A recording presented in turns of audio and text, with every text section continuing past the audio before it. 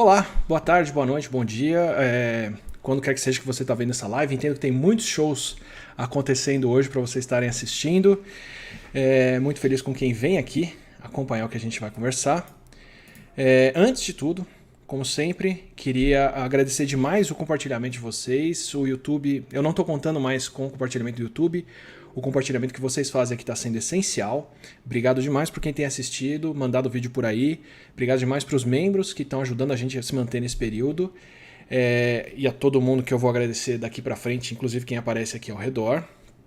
A ideia da conversa de hoje é começar um pouco com o cenário do Brasil agora, o que a gente deve ter um pouquinho daqui para frente, para explicar o que vai ser o nosso grande problema pelos próximos meses.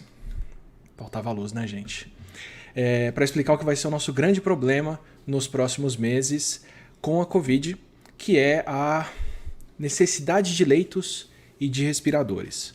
Então, para retomar um pouco o que eu já falei na live de domingo passado e retomar um pouco do que a gente vai ter daqui para frente, Brasil é um país muito heterogêneo, nós temos condições muito diferentes de atendimento, de saúde, de sistema de saúde pelo país todo. Tem lugares onde ainda tem leitos sobrando, tem lugares que já estão com leitos faltando, apesar de um número de casos relativamente baixo em relação ao resto do país.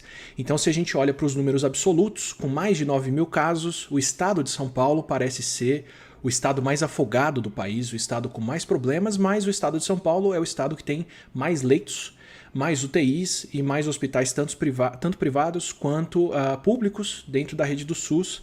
Então ainda é um estado que dá conta de absorver os números de casos. Outros estados que têm uma rede de saúde menor, com menos capacidade, já estão sofrendo muito antes. A gente conversou na live sobre a situação da região norte, o que estava acontecendo em Manaus. Vocês conseguem ver em qualquer jornal hoje a consequência disso que a gente já está acompanhando. Manaus está à beira do colapso do sistema de saúde público, mandando pacientes para o sistema de saúde privado, precisando da construção do hospital de campanha, que é muito bem-vindo lá, com leitos que são muito necessários. Também na região norte, o estado do Pará já está com 90%, se eu não me engano, dos leitos de UTI lotados, o que é muito mais preocupante, na minha opinião, porque o estado do Pará registrou até agora poucos casos e poucas mortes, o que quer dizer que isso está sendo muito subnotificado lá. Se eles estão chegando tão cedo assim nesse limite de leitos de UTI, quer dizer que, faltam leitos para o estado todo, com certeza, e dois, se não deu para monitorar esses casos, se o estado do Pará não aparece entre os estados que têm mais casos por 1.000 habitantes, então proporcionalmente mais casos, como é o caso do Amazonas, é sinal de que a subnotificação lá está muito séria e o problema já chegou mordendo no calcanhar agora e tende a ser maior daqui para frente. Então o estado do Pará é um que me deixa especialmente preocupado, Amapá também já está em 50% da ocupação dos leitos de UTI, mas o Amapá a gente tem uma contagem de casos que é condizente com o que está acontecendo. Pará me assustou muito por ter chegado nessa situação tão cedo. Na região Nordeste também temos algumas cidades, alguns estados que já estão chegando nesse ponto. O estado de Pernambuco foi um estado que ainda tem menos casos no total, proporcionalmente muitos casos, e mesmo que não sejam muitos casos proporcionalmente, o crescimento de Pernambuco foi muito rápido. Se você acompanha, ignorando o começo da epidemia, mas sim o começo do registro de casos na cidade, os casos cresceram muito rápido em Recife. Pernambuco já está numa situação muito séria, também com mais de 90% dos leitos de UTI ocupados, pelo menos dentro da rede pública, o que é um problema grave a essa altura. São Luís, no Maranhão, também está arrumando nesse sentido, com um crescimento rápido para um sistema de saúde que não é tão grande ali.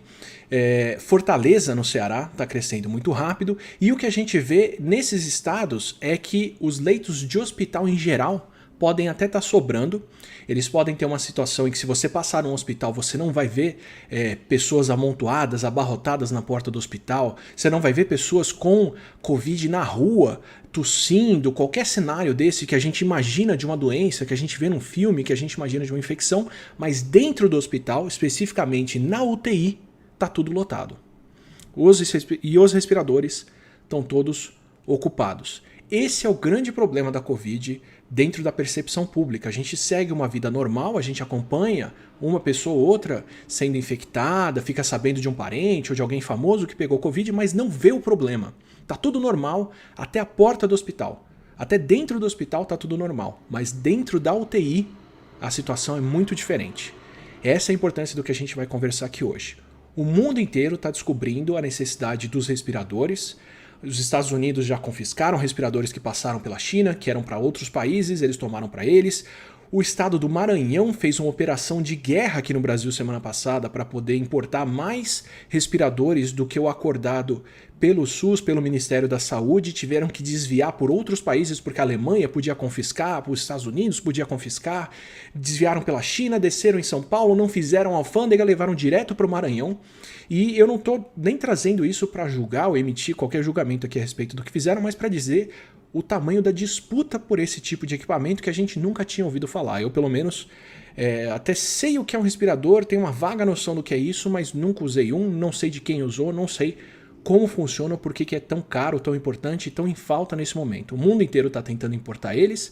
A gente tem situações como aconteceu em Manaus agora, onde compraram os respiradores errados, que eram, se não me engano, indicados para transporte das pessoas só de um lugar para outro. Não eram respiradores para internação e UTI. Então, quer dizer, ainda tem tipos de respiradores e situações diferentes e esse tipo de todo de coisa. É um problema sério, complexo. Para quem quiser entender um pouco do que está acontecendo no cenário internacional dessa disputa e até no que aconteceu com o Maranhão aqui, tem o xadrez verbal dessa semana, a gente falou especificamente disso. Ele vai ao ar hoje, está no ar já, falando sobre isso, mas é o problema que eu queria trazer para vocês. E para completar isso tudo, como a gente falou na live anterior, nós temos um débito a pagar em todos os países, que é o número de pessoas que podem ser infectadas e que vão precisar de hospitalização. E o tamanho da parcela que a gente pode pagar por mês é o número de leitos que nós temos para receber as pessoas, para colocá-las em tratamento intensivo e para mandar elas para casa dentro do melhor cenário possível. Então, o tamanho da parcela que nós conseguimos fazer é o número de leitos que nós temos. Quanto mais leitos fizermos, quanto mais leitos tivermos, mais pessoas a gente pode atender, mais cedo a gente pode passar por esse grande problema. Só que leitos hospitalares são uma coisa cara e, principalmente, são uma coisa que tem que ser mantida por pessoas. E a questão toda é essa. Qual que é o limite que a gente pode ter de leitos por aqui? Será que a gente dá conta de abrir de um ano para outro 200 mil leitos no Brasil para dar conta de todo mundo que vai precisar de internação agora? Por que não dá para fazer isso? Que diferença é essa? Por que esses leitos são tão limitados? E por que eles precisam de respiradores e de profissionais capacitadíssimos do lado, que é tudo que a gente tem em falta agora? E que condições que a gente pode dar para essas duas coisas se juntarem e trabalharem de maneira segura para proteger a nossa vida?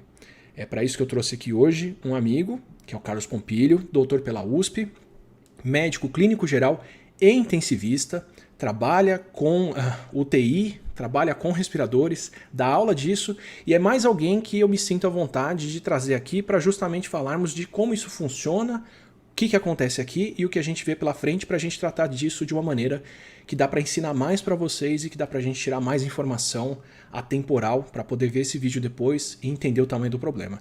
Então eu queria já começar agradecendo demais a presença do Carlos por aqui. É um prazer estar falando contigo em vídeo aqui junto com o pessoal. Obrigado por tirar esse tempo nessa situação toda para falar sobre isso. Prometo valorizar muito o teu tempo por aqui e chega de eu falar, vou te passar a palavra e vou começar te perguntando qual que é a sua experiência para o pessoal entender o que é uma UTI, o que o médico faz lá dentro e como isso tudo começa. Ô, Atila, primeiro uma grande honra estar aqui falando com você, com os seus ouvintes. Eu acho que você tem feito um trabalho excepcional de informação aí nessa pandemia, esclarecendo e ajudando a gente a entender a forma de contágio e a maneira como isso pegou a gente até um pouco de surpresa. Né? Obrigado pela ajuda, inclusive, com esses vídeos. Mas isso aí, a gente está à disposição, o que a gente puder fazer, a gente sempre está à disposição para ajudar. Minha experiência, assim, eu me formei em clínica médica pela USP, já se vão 30 anos, né? E fiz, na minha época não existia residência de UTI, que foi uma coisa que surgiu depois, mas eu acabei fazendo a especialidade. Existia na época alguns opcionais e a gente podia fazer esses opcionais, e eu fiz uma grade, um currículo que me permitia prestar a prova de medicina intensiva. Eu prestei, foi a primeira especialidade que eu tenho e tenho atuado desde então.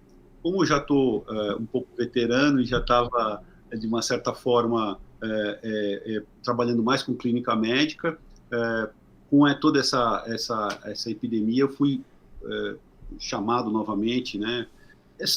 O médico nasceu para essas coisas, na verdade. A gente não pode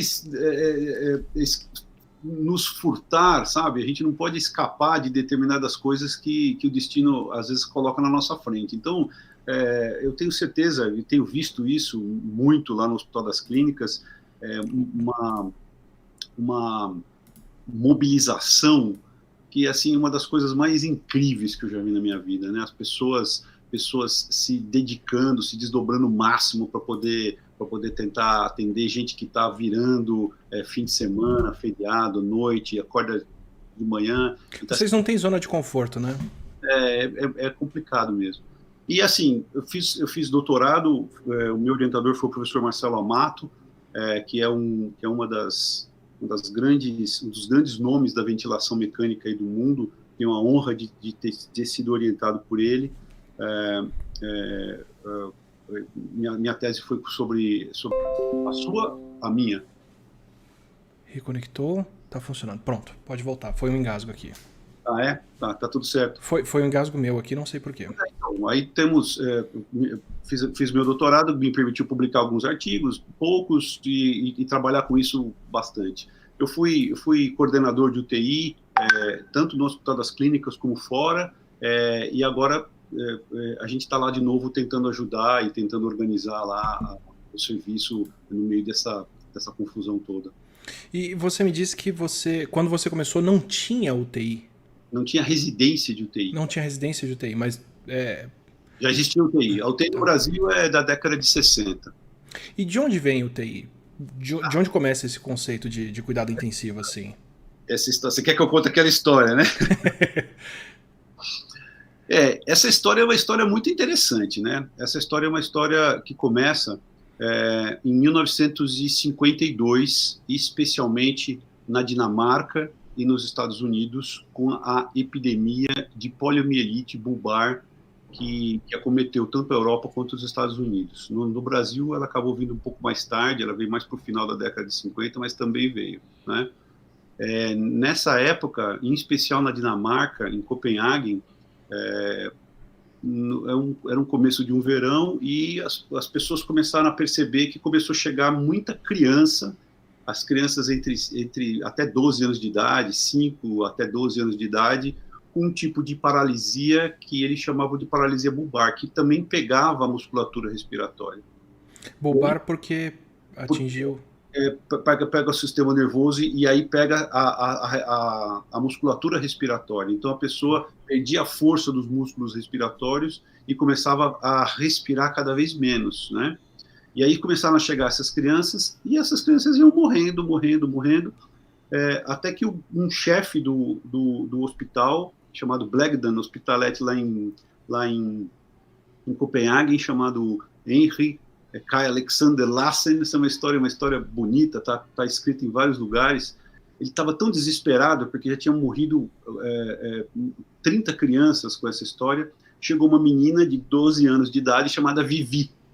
E ele, desesperado com aquela situação, ele pede ajuda para um médico de um outro hospital, do Riga Hospitalet, chamado Bjorn Ibsen. Esse médico era um médico jovem, ele tinha feito residência nos Estados Unidos, e ele tinha aprendido algumas técnicas diferentes, e ele, ao avaliar a menina, ele percebeu que o tipo de respiração que ela tinha parecia um tipo de respiração que era comum eles verem quando o paciente saía de uma situação que a gente chama de bloqueio neuromuscular. Quando a gente dá uma droga que é um tipo de curare, paralisa toda a musculatura respiratória do paciente, o paciente sedado, isso facilita a gente fazer a cirurgia no paciente. Ele olhou a menina e falou assim, nossa, está parecendo uma situação como essa. Como se ela estivesse anestesiada, assim. pessoa tivesse com esse bloqueio muscular importante e tivesse impedindo ela de respirar. E naquela época eles já tinham o que a gente chama de pulmão de aço, que é aquele tubão onde você coloca a pessoa dentro, fica só com a cabeça para fora e ele faz uma pressão negativa de modo que o tórax se expanda e o ar entre no tórax. É como se fosse um êmbolo de seringa gigante, assim. Exatamente, exatamente. Eles já tinham isso. E toda vez que eles colocavam a Vivi no aparelho, ela piorava. Ela piorava. E aí ele teve a ideia, falou assim, olha, nós vamos fazer diferente. Vamos fazer uma traqueostomia. O que é a traqueostomia? É aquele cortezinho que você faz na garganta, passa um tubo dentro da traqueia do paciente e vamos ventilar esses pacientes com uma bolsa, né? Com aquela bolsinha que a gente esmaga para poder o ar entrar. Com isso, a paciente teve uma melhora.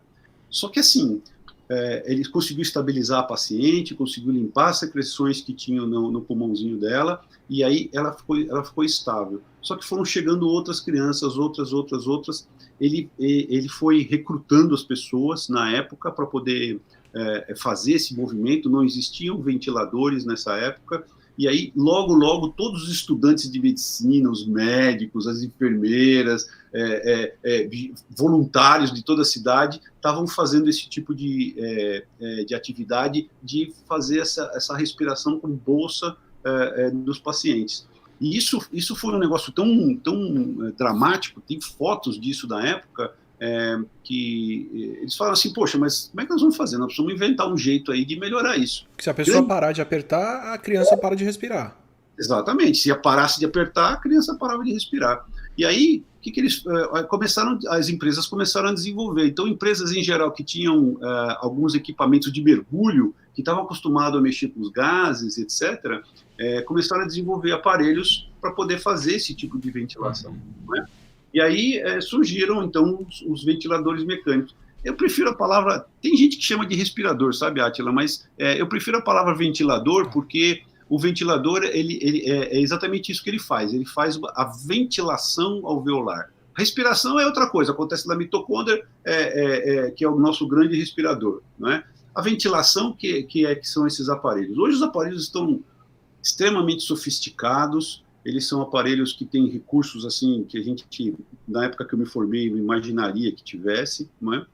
E são aparelhos que são, eu vi você comentando que são aparelhos muito caros, e são mesmo.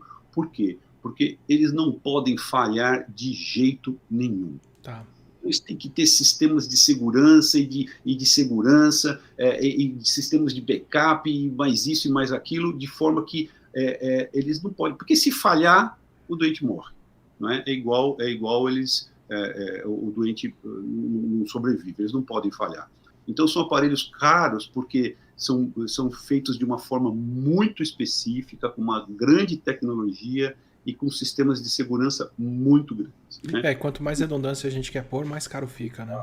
Exatamente. E eu queria trazer a história especificamente, primeiro porque ela é importante para a gente entender tudo que está se passando, mas tem um ponto que eu queria deixar muito claro, porque assim, toda semana a gente está revisando o que fala sobre a Covid. Tem semana que a Covid pode se espalhar, tem semana que a gente descobriu que ela se espalha entre humanos, tem semana que ela pode fazer não sei o quê, tem semana que agora sabemos que é isso. Agora estamos descobrindo o que ela causa em vasos sanguíneos, o que ela causa nas pessoas, o que ela pode causar em outros bichos até. Estamos descobrindo muitas coisas. E eu queria mostrar para vocês com essa história especificamente que é assim que o nosso conhecimento avança. E o pior, procedimentos avançam de pandemia em pandemia, né? Então, ninguém nunca pensou nisso? Não, ninguém nunca pensou porque nunca tinham tido esse problema, nunca tinham tido a capacidade de resolver, e é nessa hora que a gente descobre, né?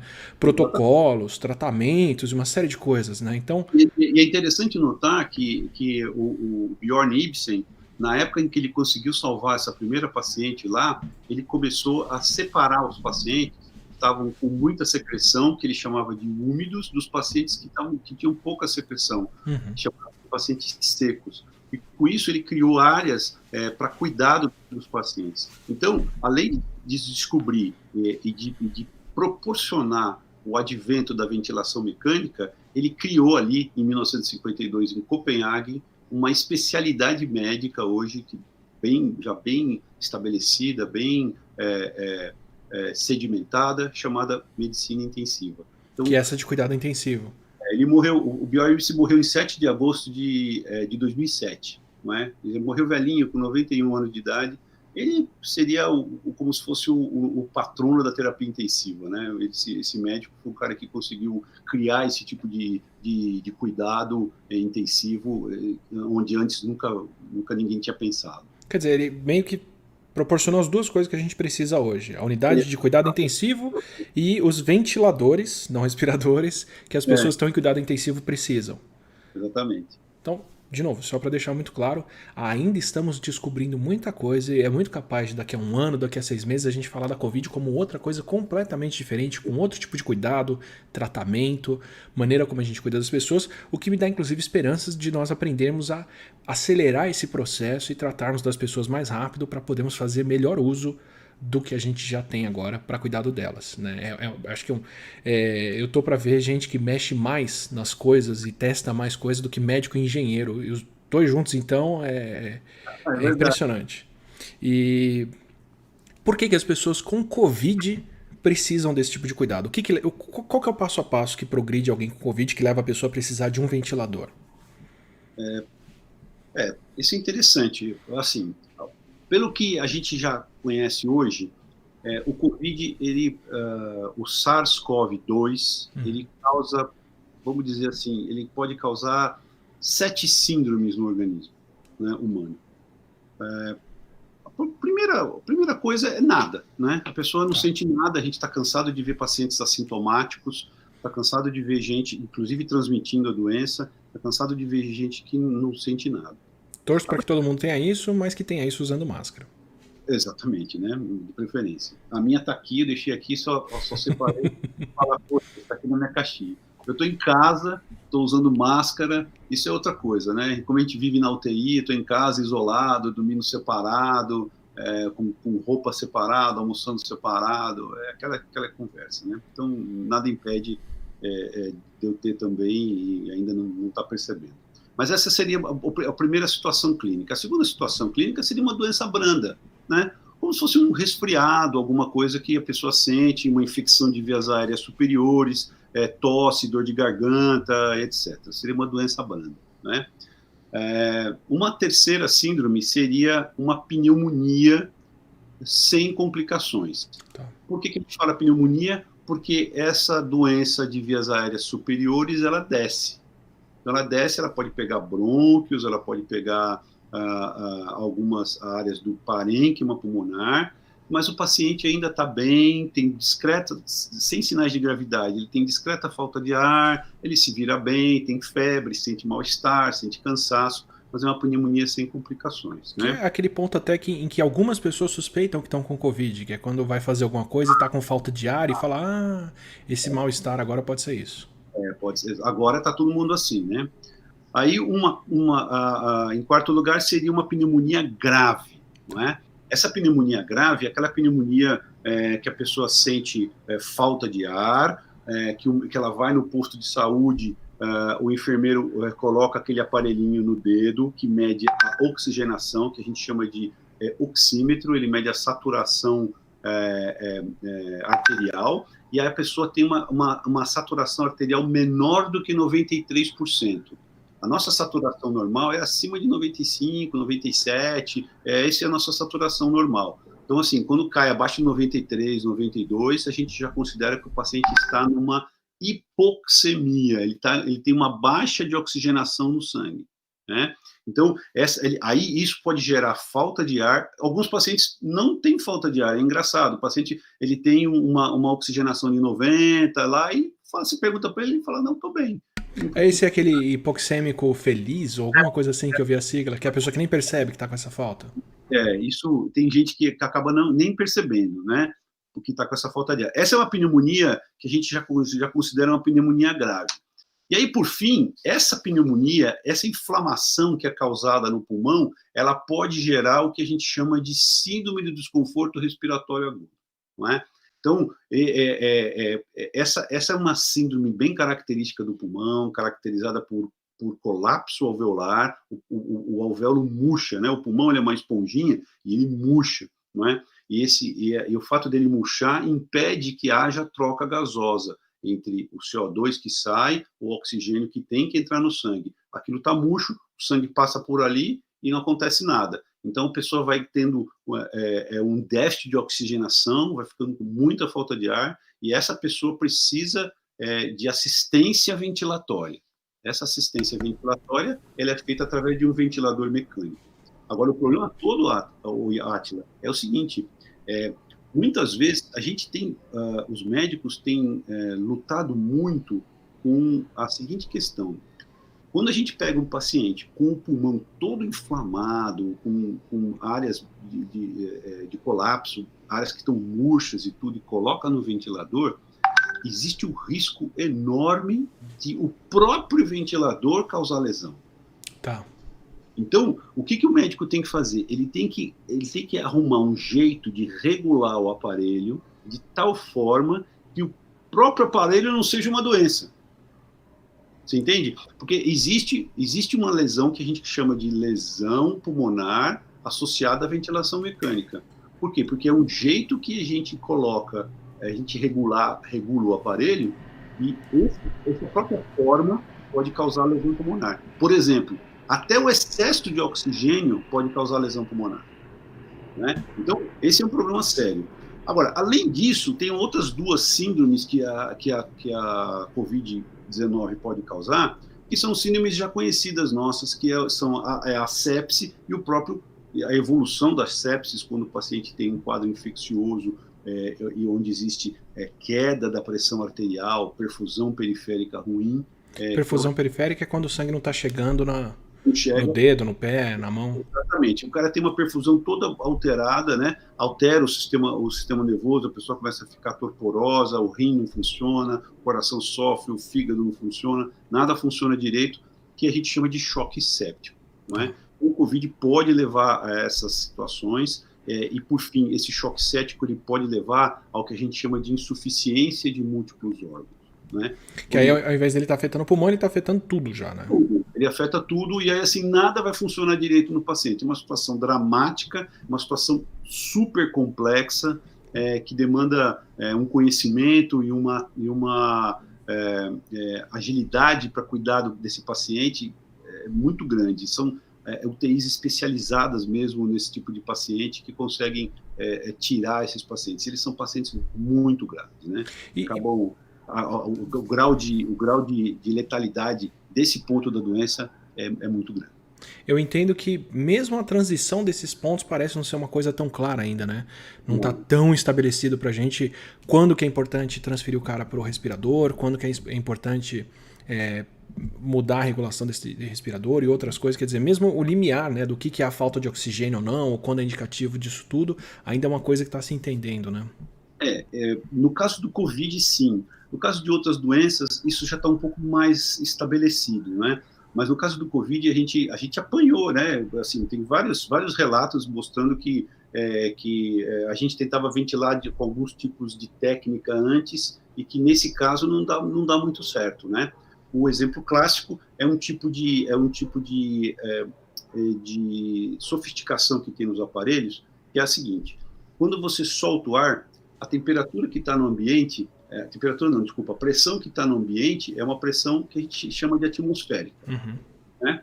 Quando a gente solta o ar, a pressão do nosso sistema respiratório é um pouquinho mais alta, porque isso proporciona o ar sair de dentro do nosso pulmão para fora. Como quando eu sopro. Exatamente, quando você assopra.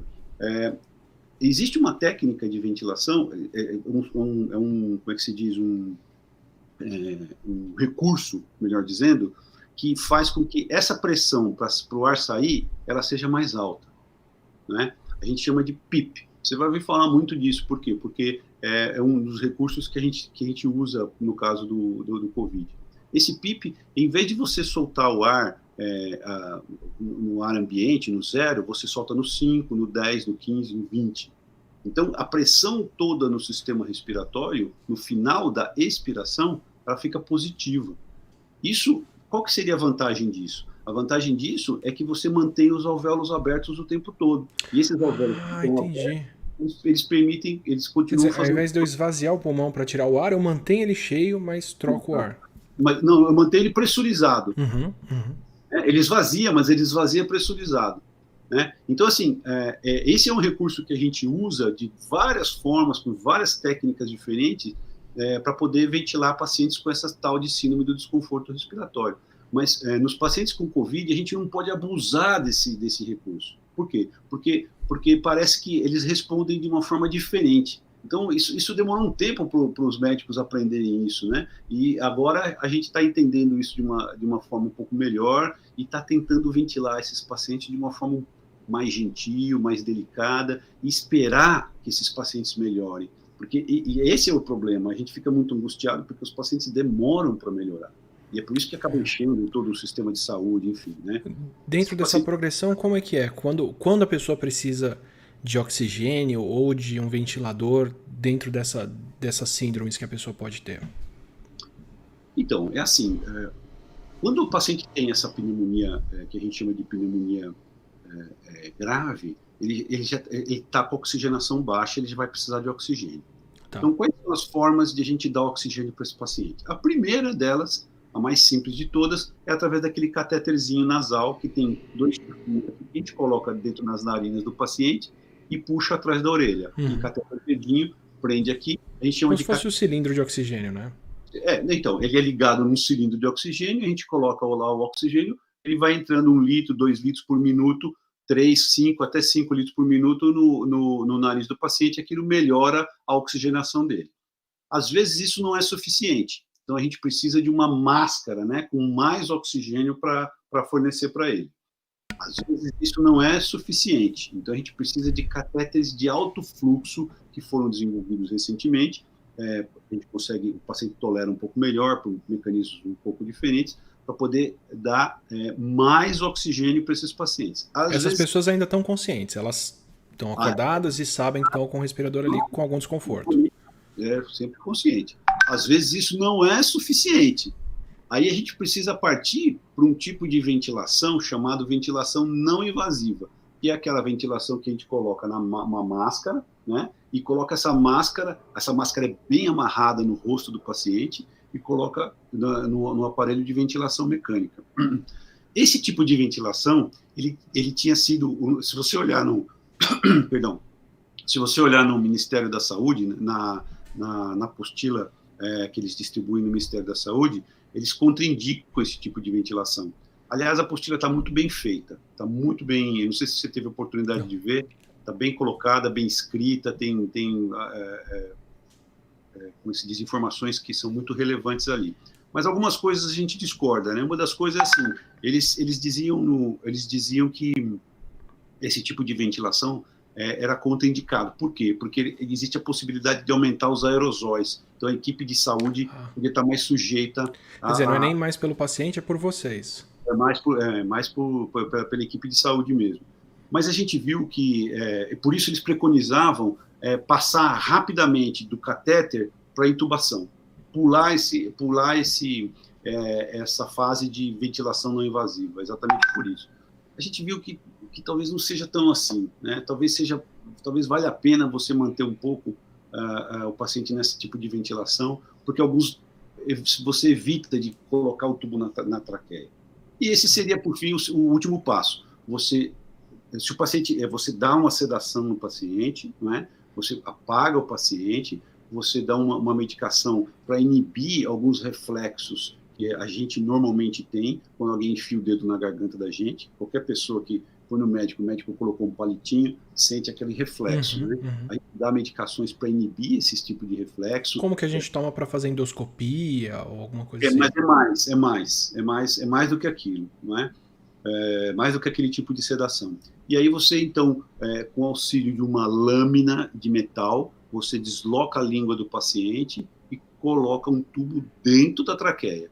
Esse tubo ele fica antes da bifurcação dos brônquios e ele vai ser conectado num aparelho de ventilação mecânica. Mais ou menos nessa altura aqui, assim.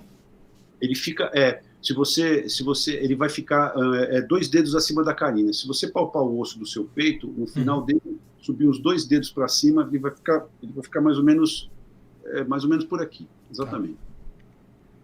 E aí é antes da bifurcação dos brônquios. Então ele fica ali, conectado no aparelho, o aparelho joga o ar e aquilo vai para os 2 pulmões, enche, esvazia, faz os ciclos direitinho. Você pode dar quanto de oxigênio você quiser, você pode botar pressão, tirar pressão, e aí você vai regulando de acordo com o que o paciente precisa.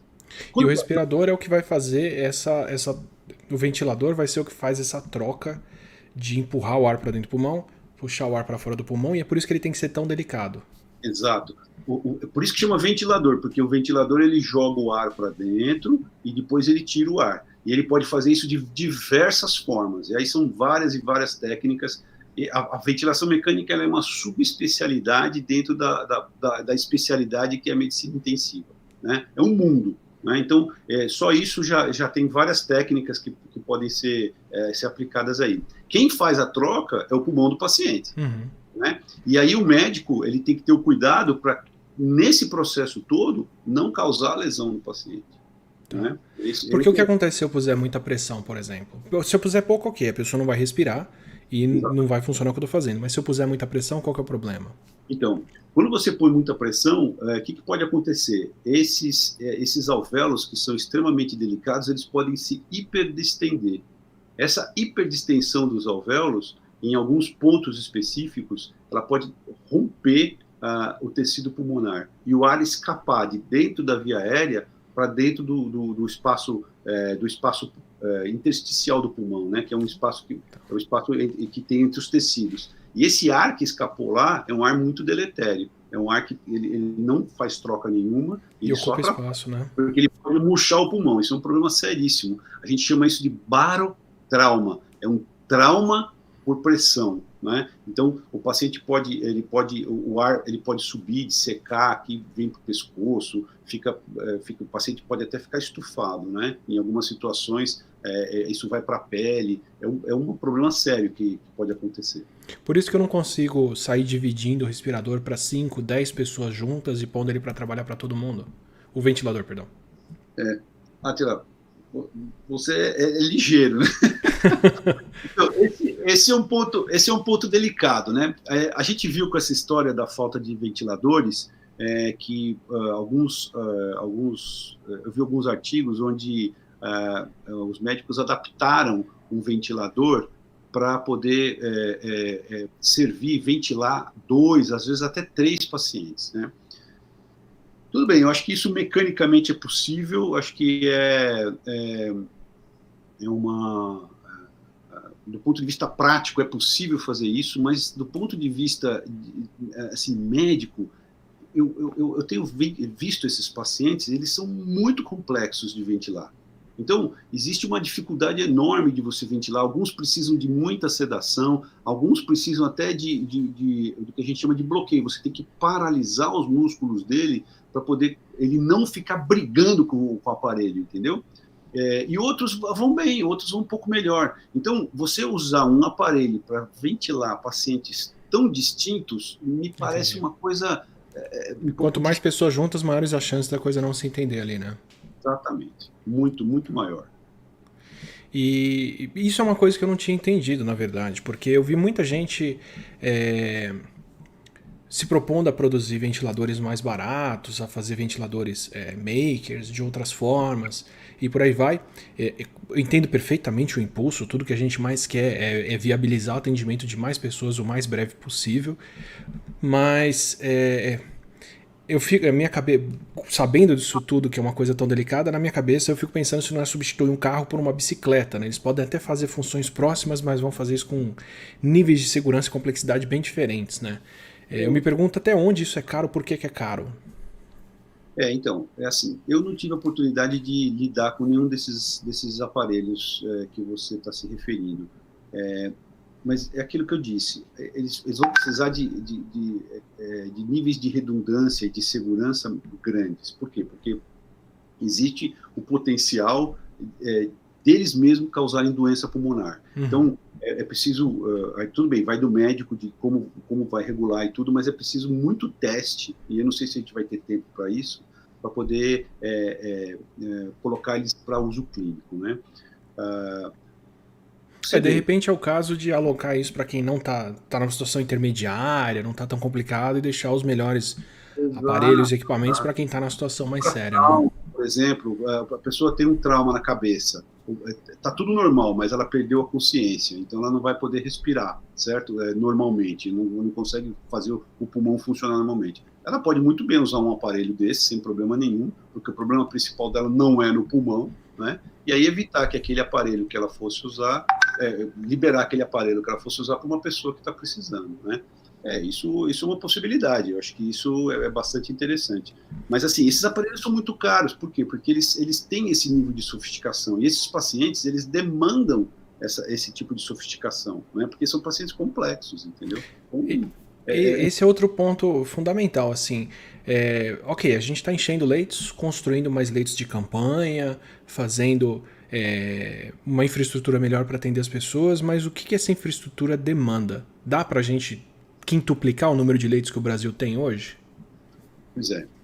Assim, quando você vê um leito de UTI, uma cama, com aqueles monitores, um aparelho lá do lado, não é só aquilo, não é? Se você vê o time que está envolvido para cuidar daquele leito, é uma coisa muito impressionante. Então, você pensa o seguinte, você tem, aquilo funciona 24 horas por dia, 7 dias por semana, certo? Então, num leito daquele, rodam pelo menos 3 técnicos de enfermagem, 3 enfermeiras, 3 fisioterapeutas, 3 médicos. Então, isso aí já deu 4 vezes 3, 4 vezes 3 são 12 pessoas para um leito, cuidando de um leito, né? Por quê? Porque tem plantão noturno, tem plantão de fim de semana, tem uma série de coisas, né? As pessoas vão e vêm. Então, começa daí. Segundo, pessoal da limpeza, o tipo de material, como que esse time funciona junto, não é? Então, assim, como o funcionamento de uma UTI é uma coisa muito complexa. Então, você tem um plantonista, então vou falar dos médicos, por exemplo, porque o funcionamento da enfermagem é um pouco diferente e é bastante complexo também, eu não saberia... tem UTIs que funcionam diferente, mas vamos falar do funcionamento dos médicos básicos. Então, você tem um plantonista que fica na vertical do dia. Então, ele entra às 7 da manhã, sai às 7 da noite. Esse plantonista está cuidando desse paciente, mas ele está vendo o paciente naquele dia. Quem que vai dar o segmento para esse paciente é um outro tipo de médico que a gente chama de horizontal, que é o que passa todos os dias da semana, né? Esse médico é o que vai dar conduta, troca o antibiótico, segura. O outro está lá para atender algumas intercorrências específicas relacionadas àquele plantão especificamente, né? Então, só por aí você vê que assim, o leito de UTI ele depende de uma concatenação de trabalho humano que é extremamente complexa, extremamente complexa. Então, eu concordo com a sua afirmação de dizer que a replicação disso é muito complicado. Por quê? Porque aqui em São Paulo, por exemplo, a gente já está tendo dificuldade desse médico horizontal, né? Por quê? Porque tem muito UTI, tem muita gente dando plantão, muita gente que não dava plantão, que está voltando a dar plantão, são médicos muito bons, são médicos experientes, mas está faltando está começando a faltar esse médico que faz essa visita horizontal para poder orientar as coisas, organizar e dar um norte para a terapia de um doente tão complexo como são esses do Covid. E se eu abro, por exemplo, então, 200 leitos, como é o caso do Pacaembu, 250 leitos, eu preciso do quê? 2.500 pessoas, 3.000 para gerenciar isso? É desse volume?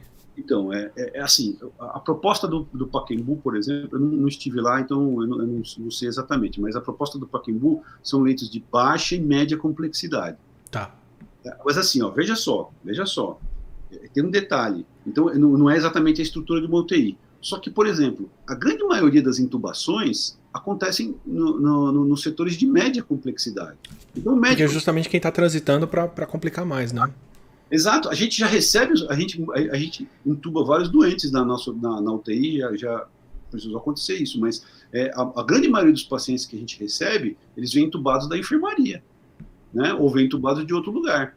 Então, o médico que está nesse lugar, ele precisa ter treinamento para intubar, né? Então, assim, esse treinamento não é um treinamento, assim, banal. É um treinamento que demanda uma certa experiência, treinamento, estudar, o cara precisa ficar lá em cima e tal, porque não é fácil. No momento em que você não consegue fazer uma intubação, o paciente pode morrer ali. Por quê? Porque ele não está respirando, né? Então, é difícil isso daí, para replicar todas essas coisas, porque você acaba tendo que treinar e precisando de pessoas com um grau de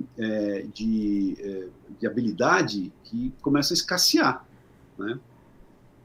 Então eu queria trazer dois pontos para isso. Eu queria deixar duas realidades bem claras com isso, e não é combinado, eu não tinha noção, de verdade, desse número de pessoas envolvidas, e não me surpreende porque cada leito desse custa não sei quantos milhares de reais, não sei quantos milhões de reais. Medicina é uma coisa muito cara em termos humanos e de recursos, eu tenho certeza. Mas eu queria que vocês prestassem atenção em duas coisas. Adianta aumentar leitos? Adianta, é importante. É viável continuar aumentando leitos? Vai chegar no limite. Tem um limite. E dois, quanto tempo leva para uma pessoa dessa se formar, ter essa experiência e ter essa capacidade? E por que eu quero chamar atenção para isso? Porque são pessoas dando a vida delas para cuidar da nossa vida. Quanto mais gente nós enfiamos em uma UTI, mais a gente está obrigando essas pessoas a colocarem a vida deles em risco. E se você quer ser egoísta e falar não tem problema, eles que enfrentem em nome de qualquer outro princípio, entenda que uma pessoa dessa aqui, que precisar ser internada, são 10, 15, 20, 30 anos, nesse caso, de experiência que estão sendo internados juntos. E eu não tenho como substituir uma pessoa pela outra. Então, é viável a gente continuar expandindo o sistema de saúde para dar conta do número de pessoas que tem que ser internada? Tem um limite para isso. E tem um limite para o que a gente pode exigir das pessoas que trabalham aí. E cada perda dessa é muito diferente. Uma coisa é o Átila tem que ser internado. O número de vidas afetadas vai ser a minha família próxima. Outra coisa é o Carlos ser internado. O número de pessoas que depende dele e que podem ser atendidas e salvas por ele é muito maior. Essa é a necessidade que a gente tem de equipamento de proteção para os profissionais de saúde, de ficar em casa para deixar eles trabalharem em paz, de valorizar o tempo deles aqui na live, fazendo pergunta do que é essencial, mas eu queria fazer esses dois papéis com essa live, mostrar por que o atendimento é complicado, caro, custoso, e mostrar a vida de quem está ali dando a vida pela gente, para vocês entenderem o valor que tem e o tipo de respeito que a gente tem que ter por essas pessoas, ficando em casa e tomando as medidas que vão reduzir o número de internações. Existe um limite para isso, a gente tem que repensar como a humanidade vai lidar com isso, mas a gente tem que, antes de tudo, valorizar quem está ali, já treinado, trabalhando até uma hora dessas, para cuidar da gente. Tá? Porque, especialmente, no dia a dia isso já é diferente, mas especialmente nesse momento, essas vidas valem muito mais do que as nossas. Valem várias vidas aqui ao mesmo tempo. Eu queria ter deixado isso muito claro. Tem alguma coisa mais para a gente falar, Doc? Sobre... Eu agradeço as palavras. A gente teve uma internação assim, muito... No meu caso específico, foi muito impactante, que foi uma professora minha, justamente de pneumologia, de ventilação mecânica, foi internada, entubada um tempão, e a gente ficou muito sensibilizado com Claro. essa doença dela, porque ela ensinou tanta gente, né? Me ensinou tanta gente, me ensinou particularmente, ensinou tantas pessoas que vieram depois de mim, e ver ela naquela situação foi um negócio assim bastante difícil para a gente. Eu agradeço as palavras, viu, Attila? Acho que você foi muito generoso aí no seu discurso. Mas assim, como eu disse no começo, né? O médico nasce para isso, né? O cara que numa hora dessa não tem o impulso de ir lá e tentar ajudar e tentar resolver, porque já está fazendo outra coisa, pizza, que é uma coisa que eu até faço bem, modestamente. Mas devia estar fazendo pizza, não devia ser médico, né? Então, assim, eu agradeço muito suas palavras generosas e eu fico contente de poder estar contribuindo. Obrigado de verdade. Tem alguma coisa que seria legal a gente explicar, entender, as pessoas levarem daqui, ou você acha que pro que vale a gente aprender, entender, foi tudo dito já? Puxa, teria muita coisa para se dizer. Eu acho que eu agradeço a oportunidade de novo de poder estar explicando esses conceitos. Não sei se eu consegui ser didático o suficiente para poder explicar coisas assim tão complexas, né? E me colocar à disposição. Queria agradecer demais a equipe que trabalha comigo lá no Hospital das Clínicas, agradecer toda a diretoria do Hospital das Clínicas. O que está acontecendo no Hospital das Clínicas é uma coisa muito bonita, sabe, Átila? Essa mobilização, essa vontade de que as coisas deem certo e que acabe logo isso, sabe? Porque é muito difícil a gente ver. Eu perdi uma paciente hoje, mas em compensação também dei uma alta. Então, cada vez que a gente consegue fazer uma coisa assim, é muito gratificante, é muito gostoso. Está sendo muito difícil para mim, particularmente, falar com as famílias, né?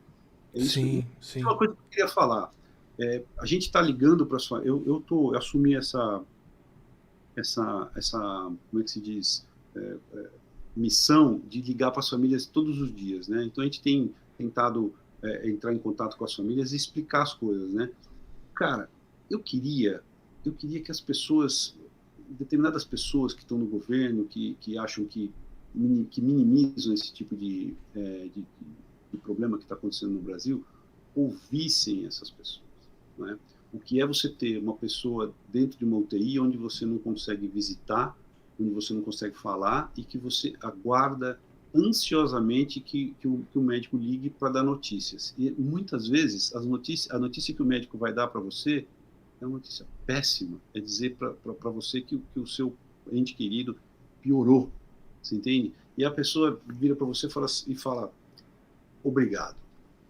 É difícil, sabe? Então, assim, é um negócio assim que é muito impactante. Ela fala, obrigado, doutor, eu sei que o senhor está fazendo tudo o que o senhor pode, né? Então, é um negócio que é complexo, assim, de você lidar no dia a dia, né? Isso, eu queria que essas pessoas ouvissem isso, né? Gente que faz carreata, que nem a gente viu lá na frente do HC, escutando buzina de manhã. É um absurdo isso, né? Das pessoas não quererem minimizar ou mitigar esse tipo de epidemia. Queria que essas pessoas ouvissem essas ligações, né? Infelizmente, por questões éticas, a gente não pode gravar e não pode divulgar isso de forma nenhuma. Mas isso é uma coisa que é uma experiência que eu jamais vou esquecer, que eu vou levar para o resto da minha vida. É complicado porque quem está entubado também não pode falar, né?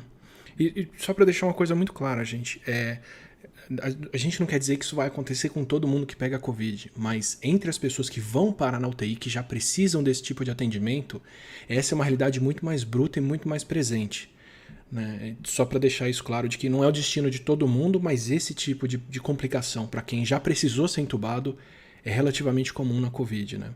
E aí a pessoa é entubada não tem nem como falar mais com a família, né? E não vai estar nem consciente para isso, né? Fica em coma induzido muitas vezes até a gente conseguir melhorar e conseguir fazer com que ele assuma a sua própria ventilação e consiga tirar o tubo. Então fica em coma induzido, mesmo se a pessoa vá lá. Mas a pessoa que está em casa quer ir lá ver, quer pegar a mão, não dá, não tá podendo, entendeu? Muitas vezes o que acontece é que essa pessoa só vai entrar em contato de novo se o paciente já tiver falecido, né? Isso foi a reportagem que saiu na Globo News hoje, mostrando pessoas que recebem os entes queridos já no corpo, né, para poder enterrar. Isso é muito triste, né? É muito difícil. Perfeito. Obrigado, Carlos. Obrigado de verdade pela explicação, pela aula, ainda mais num momento de guerra desse com vocês aí no campo de batalha. Te desejo muitas, muitas altas. Poucos recados de pior para as famílias e muitas altas por aí. Parabéns pelo seu trabalho fundamental, desde sempre, mas nessas horas ainda nadar contra a corrente, né, do que está acontecendo.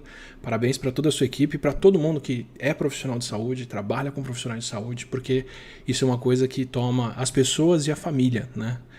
Faz isso que você está me falando, né? As pessoas têm que se afastar de casa, têm que dormir separado, têm que fazer outras coisas. Quer dizer, abrir mão da própria vida em favor da nossa. O mínimo que a gente pode fazer é respeitar e valorizar isso. Obrigado de verdade. Obrigado.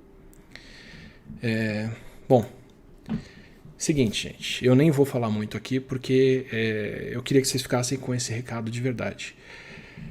Minimizar a Covid agora, minimizar o problema, tratar isso como uma coisa leve, é desrespeitar justamente as pessoas que estão fazendo isso. Vocês ouviram as palavras do Carlos, são as palavras de todos os médicos, todas as médicas, enfermeiros, enfermeiras, pessoal da limpeza, de todo mundo que está aqui nessa hora e de todo mundo que faz esse tipo de serviço que é essencial para a nossa vida continuar, incluindo quem está nas ruas fazendo entregas, cuidando do dia a dia, policiais, bombeiros, todo mundo que está fazendo isso aqui.